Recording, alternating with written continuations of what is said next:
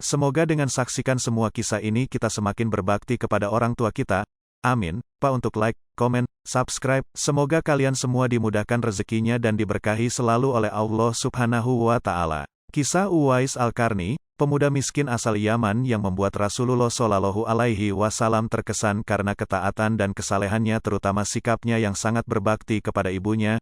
Uwais Al-Qarni yang memiliki nama lengkap, Abu Amru Uwais bin Amir bin Jaza Al-Qarni Al-Muradi Al-Yamani, adalah penduduk dari Qoron di Yaman. Ia lahir pada tahun 594 Masehi, dari Bani Murad dan meninggal pada tahun 657 M, dimakamkan di Rakkah, Suriah. Ia juga pernah ikut dalam Perang Siffin. Rasulullah Shallallahu Alaihi Wasallam memang tidak pernah bertemu dengan Uwais Al-Qarni. Namun, nama Uwais disebut oleh Rasulullah Shallallahu Alaihi Wasallam. Uwais hidup pada zaman Rasulullah Shallallahu Alaihi Wasallam dan tinggal di Yaman dengan ibunya. Setelah Rasulullah Shallallahu Alaihi Wasallam wafat, Uwais baru bisa pergi ke Mekah mengantarkan ibunya melaksanakan ibadah haji. Uwais Al-Qarni mendapatkan ujian berupa penyakit sopak.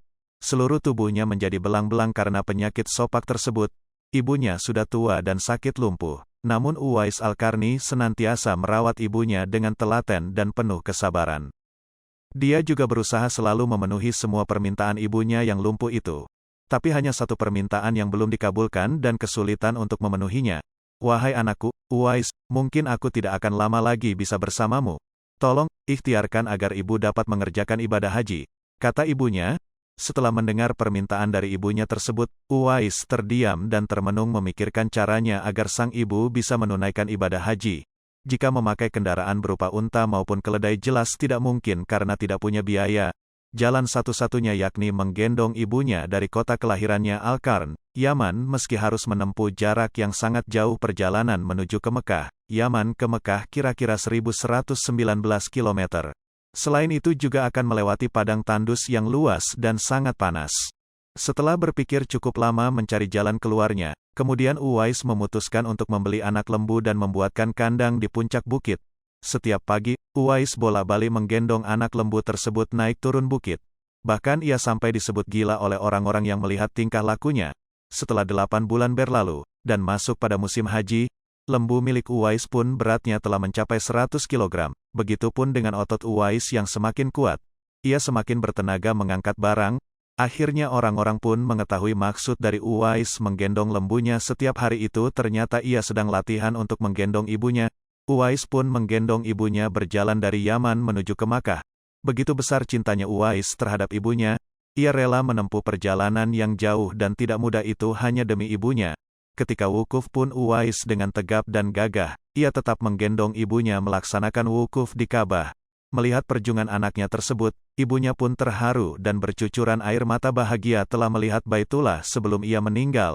Di hadapan Ka'bah, Uwais berdoa, "Ya Allah, ampunilah semua dosa ibuku." Ibunya pun bertanya, "Lalu bagaimana dengan dosamu?" Lalu Uwais menjawab, "Dengan terampuninya dosa ibu, maka ibu akan masuk surga. Cukuplah ridha dari ibu yang akan membawaku ke surga." Seketika itu juga penyakit sopaknya sembuh atas izin Allah SWT, hanya tertinggal bulatan putih di tengkuknya, yang mana bulatan putih tersebut sengaja disisakan sebagai tanda bagi Umar bin Khattab dan Ali bin Abi Thalib agar dapat mengenali Uwais Al-Qarni kelak. Ketika dalam perjalanan pulang dan sampai di kota Madinah, segera ia mencari rumah Nabi Muhammad Shallallahu Alaihi Wasallam. Setelah ia menemukan rumah Nabi Shallallahu Alaihi Wasallam, diketuknya pintu rumah itu sambil mengucapkan salam. Keluarlah seseorang seraya membalas salamnya. Segera saja Uwais Al-Qarni menyakan Nabi yang ingin dijumpainya. Namun ternyata Nabi tidak berada di rumahnya, beliau sedang berada di medan pertempuran. Uwais Al-Qarni hanya dapat bertemu dengan Sayyidatina Aisyah r.a., istri Nabi. Betapa kecewanya hati Uwais. Dari jauh ia datang untuk berjumpa langsung dengan Nabi. Tetapi Nabi tidak dapat dijumpainya. Dalam hati Uwais Al-Qarni bergejolak perasaan ingin menunggu kedatangan Nabi dari medan perang. Tapi kapankah Nabi pulang? Sedangkan masih terngiang di telinganya pesan ibunya yang sudah tua dan sakit-sakitan itu, agar ia cepat pulang ke Yaman, engkau harus lepas pulang. Akhirnya, karena ketaatannya kepada ibunya, pesan ibunya mengalahkan suara hati dan kemauannya untuk menunggu dan berjumpa dengan Nabi. Karena hal itu tidak mungkin, Uwais Al-Qarni dengan terpaksa pamit kepada Sayyidatina Aisyah untuk segera pulang kembali ke Yaman.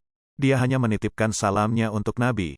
Setelah itu, Uwais pun segera berangkat pulang mengayunkan langkahnya dengan perasaan amat sedih dan terharu. Peperangan telah usai dan Nabi pulang menuju Madinah. Sesampainya di rumah, Nabi menanyakan kepada Siti Aisyah tentang orang yang mencarinya.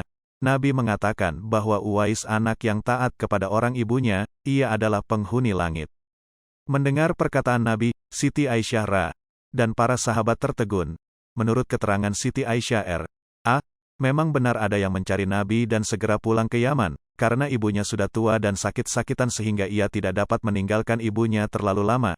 Nabi Muhammad melanjutkan keterangannya tentang Uwais Al-Qarni, penghuni langit itu, kepada sahabatnya, kalau kalian ingin berjumpa dengan dia, perhatikanlah ia mempunyai tanda putih di tengah telapak tangannya. Sesudah itu Nabi memandang kepada Ali bin Abi Thalib dan Umar bin Khattab seraya berkata, suatu ketika apabila kalian bertemu dengan dia, mintalah doa dan istighfarnya, dia adalah penghuni langit, bukan orang bumi. Setelah Rasulullah Shallallahu Alaihi Wasallam wafat, dan Umar bin Khattab menggantikan Abu Bakar sebagai khalifah, beliau pun mengingatkan kepada Ali bin Abi Thalib tentang Uwais Al-Qarni yang diceritakan Nabi. Setiap kafilah Yaman datang, dua sahabat ini selalu menanyakan tentang Uwais Al-Qarni. Rombongan kafilah dari Yaman menuju Syam silih berganti, membawa barang dagangan mereka. Suatu ketika, Uwais Al-Qarni turut bersama mereka. Rombongan kafilah itu pun tiba di kota Madinah. Melihat ada rombongan kafilah yang baru datang dari Yaman, segera Khalifah Umar dan Ali bin Abi Thalib mendatangi mereka dan menanyakan apakah Uwais Al-Qarni turut bersama mereka. Rombongan kafilah itu mengatakan bahwa Uwais ada bersama mereka, dia sedang menjaga unta-unta mereka di perbatasan kota. Mendengar jawaban itu, Khalifah Umar dan Ali bin Abi Thalib segera pergi menjumpai Uwais Al-Qarni.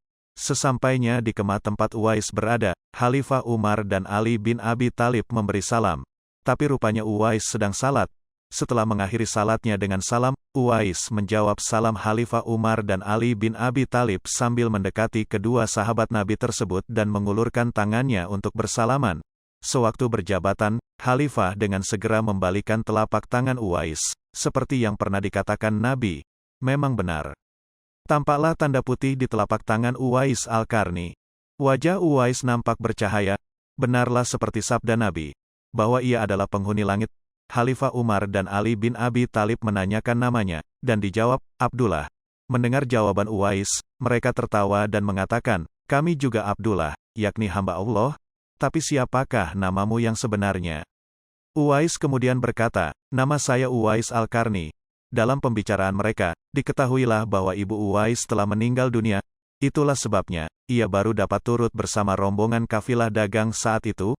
Akhirnya Khalifah Umar dan Ali bin Abi Thalib memohon agar Uwais membacakan doa dan istighfar untuk mereka. Uwais enggan dan dia berkata kepada Khalifah, sayalah yang harus meminta doa pada kalian. Mendengar perkataan Uwais, Khalifah berkata, kami datang ke sini untuk mohon doa dan istighfar dari Anda. Seperti dikatakan Rasulullah sebelum wafatnya. Karena desakan kedua sahabat ini, Uwais Al-Qarni akhirnya mengangkat tangan, berdoa dan membacakan istighfar.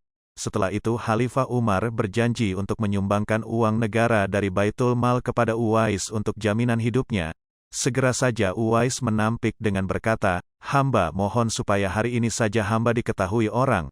Untuk hari-hari selanjutnya, biarlah hamba yang fakir ini tidak diketahui orang lagi.